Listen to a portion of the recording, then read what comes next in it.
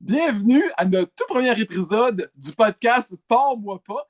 Le thème de l'émission, c'est de parler de relations gars-filles, filles-filles, relations amoureuses, avec des invités et des thèmes. Et aujourd'hui, on a le thème de relations et dépendance avec Léla Mainguy, qui est intervenante en dépendance et ancienne consommatrice et qui va éclaircir bien des questions qu'on peut, en tout cas bien des questions que moi, je me pose sur les relations. Bonjour Léla. Salut. Bon, pour commencer, je commence quand même avec quelque chose d'assez simple. C'est quand qu'on peut dire qu'une personne a un problème de consommation? Exemple, je fais des longues questions. Euh, la fille, elle a un chum, il prend une bière en venant du travail, une fois de temps en temps et tout. Mais là, avec le temps, dans le temps de novembre et tout, il commence à prendre 2, 3 bières après souper, il boit seul. Est-ce que là, on peut dire qu'il y a un problème? C'est quand qu'on sonne la sonnette d'alarme? Ben, c'est sûr que je pense qu'une règle générale qui peut aider à sonner l'alarme, sonner la cloche, comme tu dis, c'est quand la consommation commence à avoir un impact sur des sphères de la vie de la personne. C'est quand la personne elle commence à négliger certaines autres parties de sa vie. Ça peut être quand on peut sentir que la communication est plus difficile, remarquer que son jugement est altéré, mais surtout quand on remarque que la personne va prioriser sa consommation au-dessus d'autres choses, d'activités avec son entourage. Souvent, l'isolement, c'est un signe assez commun chez C'est pour, plusieurs personnes aussi. c'est pour le dire. Au lieu d'aller voir un match avec les amis, il va rester dans le Ouais, garage à boire, s'il y a un garage, ou dans le ouais, sous-sol. Ça peut être aussi grave. Des fois, mon exemple extrême, c'est il va partir un souper, mais vu qu'il est en boisson, il va s'endormir sur le divan, il aurait pu mettre le feu, ouais, ou pas surveiller l'enfant. Donc, ouais. c'est quand on n'est pas fonctionnel et donc, quand ça s'étend aux autres sphères que juste divertissement ou social. Oui, ouais, je pense que c'est assez une bonne généralisation là, pour un bon indicateur. Ouais. Si on commence une nouvelle relation, on tombe en amour, je vais prendre l'exemple du gars, je tombe en amour avec une fille et elle a un problème de consommation, là, je le remarque, elle a un problème, elle consomme tous les jours, quelque chose du genre. Est-ce que je peux espérer sortir avec et espérer la changer? Le syndrome du changement chez l'autre, là, il est répandu à bien d'autres choses que la consommation, mais sur ce point-là, est-ce qu'on peut dire, ben, ça peut être la cigarette aussi simple que ça, mais l'alcool, mais les drogues, est-ce qu'on peut espérer ça en commençant? OK, elle consomme, mais je vais la travailler, là, elle va arrêter ça. Ben, on appelle ça affectueusement le syndrome du sauveur. Oui, c'est vrai. Ouais, qu'on voit beaucoup, non seulement chez les gens qui sont en relation avec les personnes en rétablissement ou en consommation, mais aussi chez les consommateurs. Donc, des consommateurs qui vont essayer de se sauver entre eux, là, ce qui amène toutes Exact. sortes d'autres sujets de discussion, mais puis de questionnement. Mais euh, est-ce qu'on peut espérer changer l'autre? Je répondrais à ça simplement que euh, quand on veut changer, il faut que ça vienne. euh, on peut avoir des La personne. motivations. Ben, on peut avoir des motivations externes à changer quand on veut changer un comportement. La consommation, c'est un comportement, c'est pas une, comment je peux dire? Pas un trait de caractère, C'est vraiment un comportement. C'est ça, c'est pas un trait de pas caractère, c'est héréditaire. vraiment, non. Ben, Ben, un peu, là, mais c'est une pas toute comme la autre couleur des question. yeux, si on veut. Ouais. C'est une toute autre question dans laquelle j'ai pas d'expertise, OK. mais et pas tant de connaissances, là, l'hérédité de la Ouais, je consommation, comprends, ouais. mais bref, c'est un comportement qu'on veut changer. On peut, comme je disais, on peut avoir des motivations externes, comme des personnes, comme obtenir un travail. Mais tant qu'on n'aura pas de motivation interne, ça, on a moins de chances que le changement dure dans le temps. On a moins de chances d'avoir des raisons à long terme. C'est ça, pour faire perdurer le changement. Fait que je fais la comparaison avec la relation de couple. Quelqu'un peut arrêter de consommer pour une autre personne, mais tant qu'elle n'aura pas les avantages personnels, qu'elle ne vivra pas vraiment des conséquences positives elle-même assez, je dirais, lourdes dans la balance, ça ne durera pas. Il faut que la Donc, motivation, excuse-moi, soit intrinsèque, qu'elle vienne. Je fais un beau mot, il faut avoir l'air intelligent, là, mais ça vient dans le dedans. Ouais, exact. J'osais pas l'utiliser, mais. Ouais. Mais j'ai goût d'étendre ça. C'est pareil comme un gars qui va être avec une fille. Bon, elle a un petit surplus de poids, mais je vais l'inciter à faire du sport, à mieux manger. Je pense que, généralement, pour respect pour la personne, si on tombe en amour, on lance une relation, même si la consommation, c'est négatif, je pense qu'il ne faut pas s'attendre à ce que les gens changent pour nous. Il faut les prendre tels qu'ils sont et se dire, s'ils restent comme ça, si elle reste ou il reste avec son surplus de poids ou ses mauvaises habitudes, est-ce que tu vas l'aimer encore dans un an? Ouais. Je pense que c'est important de penser de même. Ouais, je suis d'accord. J'en pose encore une dernière crunchy, là, un bonbon de questions que je me suis préparé. J'ai souvent entendu dire que dans le monde de la consommation, surtout de drogue, les gens, c'est gros ce que je vais dire, puis ça va sonner comme un préjugé, je ne dis pas que c'est la vérité, mais les gens, c'est des gens qui vont être portés plus à mentir, parce qu'il faut d'abord se mentir à soi-même pour vivre avec un problème de consommation. Donc, c'est l'habitude de se trouver des raisons, d'avoir le réflexe du mensonge. Entends-moi bien, là, je ne dis pas que c'est la réalité, mais j'ai entendu ça, puis je me suis dit, est-ce que c'est vrai que les gens qui consomment sont plus menteurs? Est-ce qu'on peut dire ça? Il n'y a pas de réponse claire, mais qu'est-ce que tu en penses? Ben, je pense qu'il y a une réponse claire. OK. Puis je te dirais que oui. Ah ouais? C'est intéressant. Oui, absolument. Il y a beaucoup. Ben, c'est vraiment. Puis ça, c'est mon opinion à moi. Ouais, c'est ça. Selon mon expérience, selon les gens que j'ai connus dans mes années de consommation, mais aussi dans mon travail, je pense que les consommateurs sont malhonnêtes en général, oui, pour toutes sortes de raisons. La malhonnêteté pour tout ce que ça peut comporter. Souvent, on en a parlé là, des sphères de vie qui peuvent commencer à être affectées. Ne serait-ce que ce soit pour, comme tu dis, l'évitement, pour éviter de déplaire, pour éviter de vivre les conséquences négatives, pour éviter de perdre des gens, pour éviter de perdre de l'argent, pour éviter toutes sortes de problèmes. Oui, ça va être assez fréquent que les personnes vont mentir. Puis, c'est plus profond que juste avec la consommation. C'est que c'est souvent, tu sais, la consommation en soi, c'est, comme on disait, un comportement, mais c'est une façon de ne pas se vivre. C'est une façon de ne pas ressentir nos émotions, de nous couper, nous bloquer. C'est des raisons qui peuvent différer énormément d'une personne à l'autre.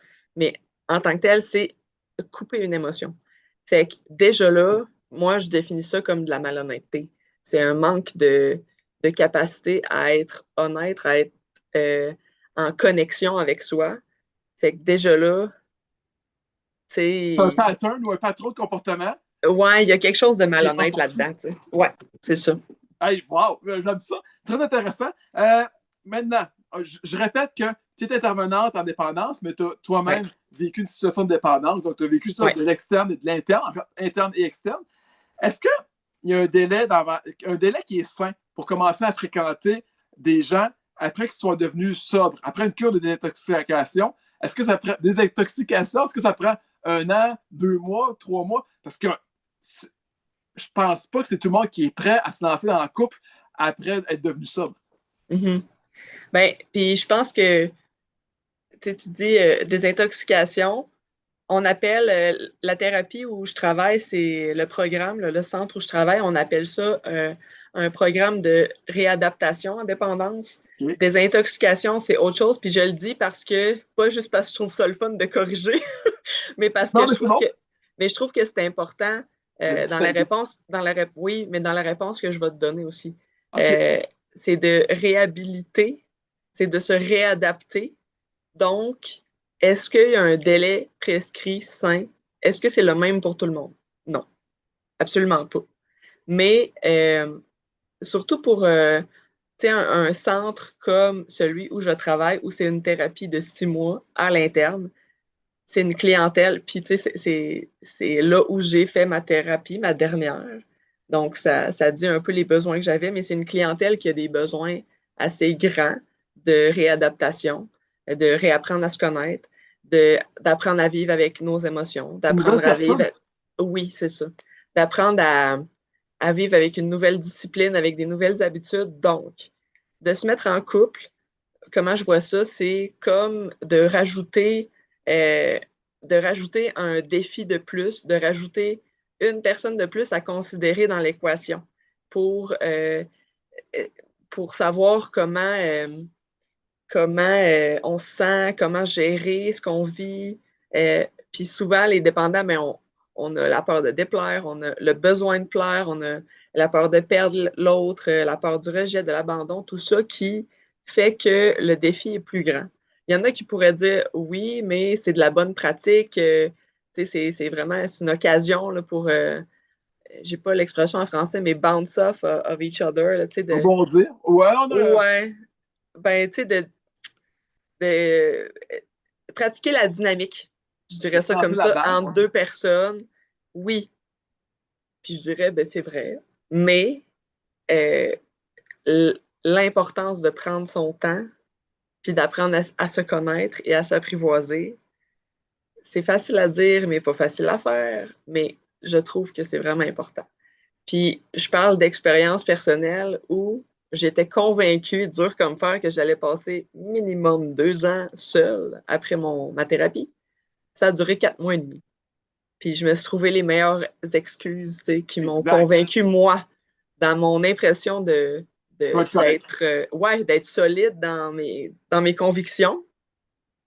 J'étais très fragile, au contraire. Je me suis mis en couple, puis ça a fait ce que ça a fait, puis ça a été euh, un bel apprentissage, mais une chance que j'ai choisi de ne pas consommer dans les difficultés que j'ai vécues en relation. Ce qui a fait que j'ai pu apprendre d'eux. Donc, tu sais, Oui. je dirais pas qu'il y a des expériences négatives graves et tragiques tant que la personne ne reconsomme pas. Puis même encore là, on peut se reprendre, mais tu sais, c'est ça. Tout est de la pratique, mais on peut faire attention aussi. Parce qu'une Ouais. personne qui consomme, si ça devient invasif dans sa vie, elle va se reconnaître peut-être, elle va Ouais. s'identifier plus à son état en consommation. Donc là, lorsqu'elle devient ça, c'est une autre Mhm. personne. Et un début amoureux, c'est l'émotion peut-être la plus forte qu'on peut avoir, à part la fin d'une rupture. Et puis si on commence une relation, il y a un risque de rupture. Donc, Mhm. on est vulnérable beaucoup aux ces émotions fortes. Donc, ça peut nous faire rechuter. Ouais. Et j'ai pas beaucoup de chance de plugger d'expérience personnelle. J'en plugué une rapide. J'ai fréquenté une fille qui était en processus d'arrêter l'alcool. Et OK. j'avais connu, et j'ai été très surpris de savoir que on a eu un rendez-vous un soir et tout. Elle dit là, fais pas un son. Parce qu'elle avait des appels pour se reporter. C'est comme pour dire, OK, aujourd'hui, je suis sobre. C'est comme un suivi qu'elle faisait. Moi, ça m'a mis. Elle m'avait pas parlé de son problème du tout. Donc, elle dit pas un mot, puis tout, là, je l'entends. Elle appelle peut-être aux alcooliques anonymes, je sais pas exactement c'est quoi. Elle dit Mhm. oui, elle compte sa journée, oui, je suis seule. Donc, on parlait un peu de se mentir à soi-même ou de mentir. Moi, je me suis senti un peu complice de quoi. Ça n'a pas été une longue relation, puis c'était pas une mauvaise personne. Mais j'ai fait, oh, OK, mais je comprends maintenant. Parce que c'est exactement pour ce que tu as dit. C'est pas bon de refréquenter trop vite parce que ça peut nous faire réembarquer dans la roue de la consommation. Dans nos patterns, oui. Oui, puis souvent, c'est nos patterns relationnels qui nous amènent à la consommation. Exact. Et pour toutes sortes de raisons, là, on est beaucoup à avoir commencé à consommer pour se rapprocher de quelqu'un, pour être accepté, pour être cool. C'est C'est vrai, non, tellement c'est une cliché, mais grosse c'est raison. tellement vrai. Mais oui, absolument. Moi, je suis tombée dans les drogues dures parce que je m'intéressais à un gars qui me l'a proposé, puis j'ai pas posé plus de questions parce que je voulais tellement connecter avec lui puis je voulais être appréciée, puis je voulais pas être jugée. Puis j'étais aussi honnêtement intriguée, là. J'essayais j'étais dans ma phase, j'essayais tout ce qui passait, tu sais. Mais L'excitation. c'était Ouais. vraiment pour la connexion, tu sais. Fait que oui, c'est souvent nos patterns relationnels. Puis ça, c'est moi, mais j'en entends à tous les jours, là, des histoires comme ça. Tu sais. Justement, ça me fait penser. Lorsqu'on arrête de consommer, Mhm. parfois, on ne peut plus voir les mêmes personnes. C'est un deuil d'un groupe d'amis. Et c'est pas parce que ce groupe d'amis-là était consommateur qui était nécessairement négatif ou méchant que c'était pas. Mhm.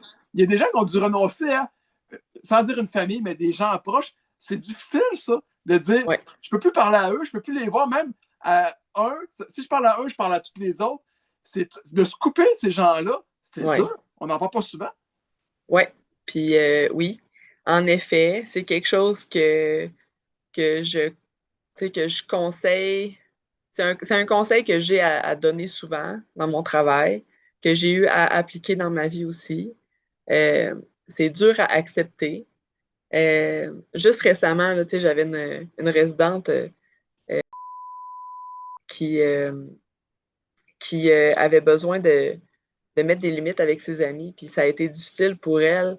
Ça a été difficile pour elle de voir en quoi ça serait problématique parce que c'était tellement quelqu'un qui l'avait encouragé à arrêter de consommer, qui lui disait non seulement qu'elle allait être là toujours pour elle, mais qui était là pour elle, qui l'aidait vraiment dans la réalité de tous les jours à avancer, tout ça. Mais la réalité est que cet ami-là boit de l'alcool à tous les jours OK. et choisit d'intégrer dans son mode de vie aussi de fumer du cannabis. OK. Mais il est fonctionnel, il travaille, tout ça. Fait que, tu sais, surtout pour quelqu'un qui est fonctionnel, c'est difficile pour beaucoup de Facile à lire. voir en quoi ça peut être dangereux, mais oui, mais c'est que, veut pas, quelqu'un qui a ça comme mode de vie ne peut pas être totalement objectif face à la consommation. Euh, quelqu'un peut être totalement conscient que c'est problématique, mais on dit souvent dans mon travail, on ne peut pas amener quelqu'un plus loin que où on est nous-mêmes capables d'aller en ce moment. Exact. Euh, Puis c'est tellement Vraiment vrai. vrai. Puis j'aimerais tellement ça, claquer des doigts, puis que tout le monde croit à ça, parce que ça faciliterait bien les choses. J'aimerais ça Ouais. transmettre ce feeling-là de oh mon Dieu, il faut que je me protège à tout le monde facilement, mais c'est pas facile. Puis tout est dans la façon aussi de mettre ces limites-là. Que ce soit puis les bons amis le comprennent aussi, les vraies personnes, les vraies bonnes personnes pour nous qui sont T'intéresse à nous capables de pour vrai. comprendre et qui sont à l'écoute et des vrais amis à qui tu vas dire écoute, je t'aime de tout mon cœur, je suis pleine de gratitude, mais je peux pas me permettre. Je peux pas me permettre, j'ai peur, je veux pas retourner là. Je veux pas, je suis influençable, je ne peux pas te fréquenter. T'sais. Puis quand j'ai eu à le faire, j'ai eu la chance d'avoir des bons amis qui ont compris. T'sais. Fait que pour ça, merci, je sais pas qui, là, On nomme mais personne, ouais. mais Non. je trouve important de dire qu'il y a des personnes toxiques. Il y en a chez les toxicomanes, il y en a chez les gens qui ne consomment pas. Des personnes bienveillantes, il y en a aussi des deux côtés. C'est pas. Et pendant que tu parlais, j'imaginais le deuil que ça doit être pour des gens qui consomment depuis l'adolescence ou même parfois l'enfance. Des fois, c'est des personnes qui ont aimé le plus au monde, à qui ils doivent dire adieu pour leur Ouais. nouveau mode de vie. Puis c'était pas des personnes nécessairement méchantes, mais ça les traînait vers la consommation. Donc, c'est là qu'on voit Ouais. dans ton travail à quel point que c'est plus que d'arrêter de boire, c'est de se Mhm. réinventer, oui, de Ouais. réadapter. Oui, absolument.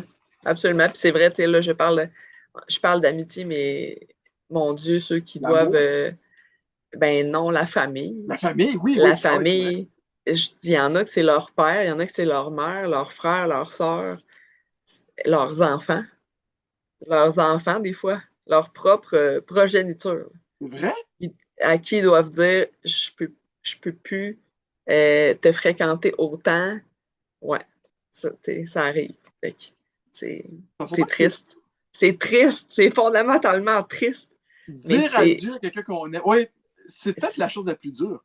mais ça démontre à quel point c'est euh, ça peut sonner comme ce qu'on dit en ce moment peut sonner pour ceux qui n'ont pas fait la démarche d'arrêter de consommer, ça peut sonner comme une tâche Décourageant. incroyablement difficile. Oui, décourageant, démotivant, mais pour quelqu'un qui est vraiment écœuré, là, qui est vraiment tanné de consommer, ça devient tout devient acceptable tant que ça soit quelque chose qui nous protège. Mhm. Tu sais, c'est facile, c'est sûr que c'est facile à dire, plus facile à dire pour quelqu'un comme moi qui j'ai pas eu à complètement couper quelqu'un de ma famille, de ma vie.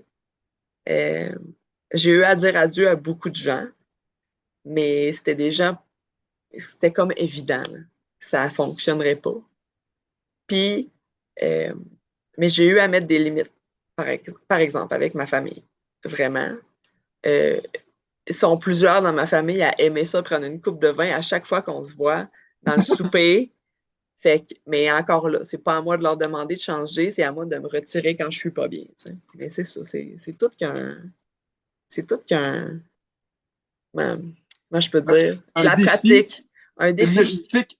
Ouais, une logistique, toutes sortes de techniques apprises par l'expérience là, qui Mais font qu'on se sauve la peau là, à la fin de la journée. oui, exact. Mais je pense que ce que tu as dit un peu, c'est quand la sobriété devient notre priorité, ben même les choix difficiles font du sens. Donc, ça devient Ouais, cohérent. Tant que c'est en haut. Mais ouais, si on n'a pas mis ça en haut, ben là, tout est déchirant puis on se bat contre ouais, nous-mêmes. ouais. J'aurais du temps, j'aurais le goût de parler encore longtemps. J'en pose une, on va voir comment ça va aller.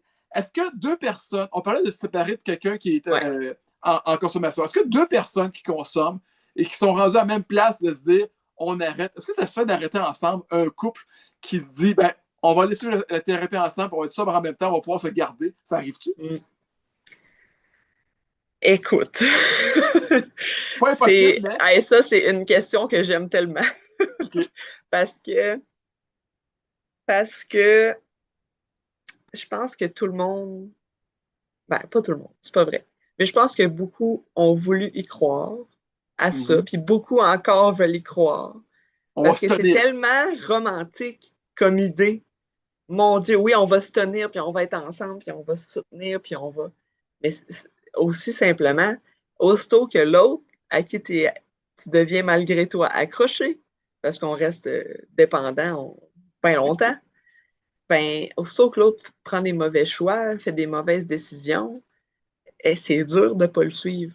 C'est Mhm. dur. Puis même si on ne veut pas le suivre, même si on veut mettre des limites, même si on veut être clair avec l'autre, ben, tu sais, il y a comme. Il y a des portes qui sont dures de fermer quand on est déjà investi. Fait que, tu sais, la première fois, bon, OK, moi c'est non, je te redonne une chance. La deuxième fois, moi c'est non, je te redonne une autre chance. La troisième fois, tu es déjà investi là-dedans. Là, fait que c'est ça, c'est assez prenant. Puis j'en ai non seulement entendu des histoires, mais vu puis vécu des gens qui étaient avec moi dans d'autres thérapies ou des gens que j'ai connus en thérapie qui m'ont raconté de leur passé, mon expérience à moi aussi, de gens qui quittent une thérapie ensemble, qui la terminent pas, puis qui partent Exact. ensemble. Un pour, on va se le dire, souvent éviter la remise en question parce que c'est Une validation, un coup, ouais. ouais, ben, la remise en question de mon Dieu, êtes-vous en train de faire le bon choix, de vous matcher Oui, ensemble? exact. Pas capable de voir les impacts, les conséquences négatives que ça peut avoir. Fait que quitte. Puis là, je rends ça très simple, c'est plus complexe que ça, mais quitte, essaye. J'ai vu un couple qui a duré 1 an et demi. OK, quand même. Puis c'était la première fois que je voyais un couple de deux ex-toxicomanes qui avaient fait la même thérapie. C'était pas mixte, là, c'était séparé hommes et femmes, mais ils la faisaient simultanément, sans se voir ni se parler. Ils ont quitté la thérapie ensemble. Ça faisait 1 an et demi qu'ils étaient ensemble, puis je me disais, mon Dieu, j'en reviens pas que je vois un premier couple dans. Tu sais, mais ça fait 14 ans maintenant que je fais de la thérapie ou que je travaille comme intervenante. Puis c'était la première fois, là. Mais après 1 an et demi, ils ont chuté ensemble, tu sais. Oh boy, Fait que c'est je me ça. suis dit, ben, c'est ça, voilà. Fait que C'est l'exception je qui est suis devenue. désolée pour les rêveurs et les idéalistes, mais moi, je n'y crois pas. C'est Je n'y crois l'exception pas, qui a pas à rejoint tout. la norme, finalement. C'est ça, ouais, exact. Parce Fait que c'est que, ça. mais je suis pas fermée, là, si quelqu'un veut me le prouver que vous êtes capable, mais j'y crois pas. J'y crois pas, Et pas à tout. ça doit arriver quand même, je sais pas de pourcentage, là, mais des gens qui se rencontrent en thérapie, qui tombent en amour ensemble, comme tu Ouais, viens de dire, parce que c'est un milieu de rencontre, c'est comme pas à l'école, absolument. mais ouais. C'est pas souhaitable. Non, Parce que, comme on a dit tantôt, ils sont pas prêts. non, c'est ça. Mais, tu sais, tout est un apprentissage. Il n'y a rien, tu sais, je vais le dire là, 1000 fois, il n'y a rien de fondamentalement mauvais. Tu sais, on apprend beaucoup à travers ça, puis des fois, puis les toxicomanes, les dépendants, c'est beaucoup de gens qui aiment ça, non seulement se tremper l'orteil pour essayer, mais se saucer au complet, là. Exact. Donc, il y a beaucoup d'apprentissage à travers ça, mais oui, en effet, là, c'est un bain de gens qui ont un vide à combler à quelque part. Ils le comblaient avec les substances psychoactives, puis maintenant, avec quoi d'autre le combler? Qu'est-ce qui est plus satisfaisant, puis plus gratifiant, puis plus stimulateur de système de la récompense que l'amour, tu sais? Exact. Puis que le désir, puis l'envie. Voilà, fait c'est sûr que puis que ça soit, tu sais, j'en ai vu de tous les genres, là, même dans les programmes, pardon, non mixtes, donc les programmes genrés où c'est les hommes avec les hommes et les femmes avec les femmes. Même là, tu sais, des premières expériences homosexuelles, j'en ai vu là, de toutes les couleurs. Le besoin est tellement grand que des Absolument. fois, ça passe. Je termine avec la question, peut-être pas la plus intéressante, mais qui va être la plus utile, je pense, pour plusieurs personnes. Si notre partenaire a un problème de consommation, qu'on l'a remarqué, le premier geste à faire. Je sais que c'est évident, mais c'est bon de se le rappeler. Parce qu'il y a des gens qui vont endurer ça, qui vont faire du déni. Ah, il n'est pas si payé, il prend sa petite bière, puis ça va devenir. Et on va repousser l'action. C'est quoi la première chose à faire? Pour sauver son couple, pour sauver son mari ou sa femme, qu'est-ce qu'on peut faire? Premier geste, première action à faire pour sauver sa femme ou son mari. Déjà là, dans le sauver, Ouais, il y a déjà un problème parce que on en parlait, ouais, mais on va dire pour aider. Ben, ouais. la chose que je conseille en premier, c'est d'être capable de nommer comment on se sent, de nommer des limites. Communication. La communication, absolument. Il n'y a rien qui vaut quelqu'un qu'on aime qui nous dit « je peux plus ». Là, tu as atteint ma limite, puis moi, je dois me retirer. Ou, là, c'est un exemple, mais quelqu'un qui nous dit là, vraiment je t'aime, mais ça ne fonctionne pas, c'est choc. C'est choc, là. C'est vraiment ça. Une douche froide. Oui, une douche froide. Fait que c'est la première chose que je conseille. Je l'ai conseillé cette semaine même à une mère dont la fille avait décidé de quitter le programme. T'sais. OK. Fait que qui me disait comment je peux la convaincre de revenir chez vous. T'sais. J'ai dit, ben, moi, c'est ça qui m'a aidé. Vraiment. Puis c'est ça qu'on dit à tout le monde. Fait que il y a ça. Puis c'est sûr que la personne ne peut pas aller chercher de l'aide. C'est un peu comme quand on parlait d'essayer de sauver l'autre, les motivations internes, intrinsèques et extrinsèques, ben, il faut que la personne le décide elle-même. Fait que, tu sais, c'est vraiment une question de partager ses inquiétudes, son opinion, ses peurs avec l'autre. On peut suggérer des façons de s'aider, mais on peut pas forcer l'autre. Fait qu'il faut accompagner et guider plus que obligé ou ouais, c'est ça. ultimatum, ouais. Des ultimatums, c'est pas délicat. C'est délicat, c'est pas tout le temps sain. C'est souvent pas sain. Mais c'est ça. Mettre des limites puis les respecter, c'est ça qui pousse le plus les autres à changer. Toujours. Merci. Et pour finir, on a un sujet dur et je veux finir avec de quoi de positif et de beau. Peux-tu nous dire, parce que tu vas pas en parler longtemps, je pense que si je te lance là-dessus, mais en quelques phrases, nous parler de la beauté ou de la poésie d'une cure qui réussit. Les gens, parce qu'il doit y avoir des gens qui quittent le centre en larmes de joie. Peux-tu nous parler de ça, des gens qui se retrouvent, la pure beauté d'un succès là-dedans? Parce que je pense mais je suis tellement contente que tu me demandes ça parce que juste ce soir, c'était une cérémonie de fin et de thérapie de quelqu'un. Puis moi, j'ai pleuré du début à la fin. Okay. Parce que, oui, en quelques phrases, c'est tellement de voir quelqu'un qui a compris qu'elle n'avait pas besoin d'artifice, qu'elle n'avait pas besoin de la validation absolue de l'autre, qui n'avait pas besoin de rendre, comment elle s'exprimait, rendre les choses compliquées, qu'elle n'avait pas besoin de convaincre personne de la croire ou de la valoriser, de juste dire ses pensées authentiques, là. C'est quelqu'un qui était un tourbillon d'anxiété là, quand elle est arrivée, tu sais. Celle qui a fini ce soir. Puis qui maintenant est capable de s'exprimer facilement, tu sais, librement. Puis n'importe qui là, aurait pu facilement jamais croire que ça a pu s'arriver, tu sais. Mais parce que cette personne-là a choisi d'être honnête, juste honnête, c'est tout. De juste dire ce qui lui passe par la tête, de nommer ses besoins, puis de mettre des limites, tout ça est arrivé, tu sais. Puis de mettre des choses en place, des actions, d'être proactive, tu sais. De se responsabiliser pour les problèmes dans sa vie. Tout ça est arrivé. Moi, de voir quelqu'un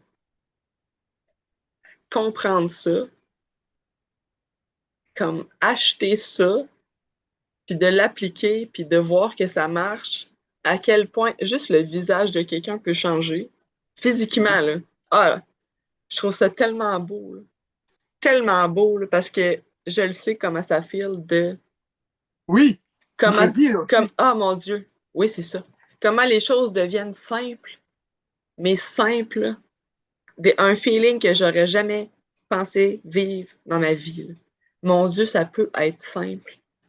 C'est pas obligé d'être toujours compliqué puis lourd. Rien que parce que j'ai décidé d'arrêter de convaincre tout le monde de m'aimer. Puis convaincre tout le monde de me donner ce que j'avais besoin. Tu sais? Ah, c'est ça. C'est très dur. C'est très dur de mettre des mots là-dessus, mais tu as vraiment bien fait ça.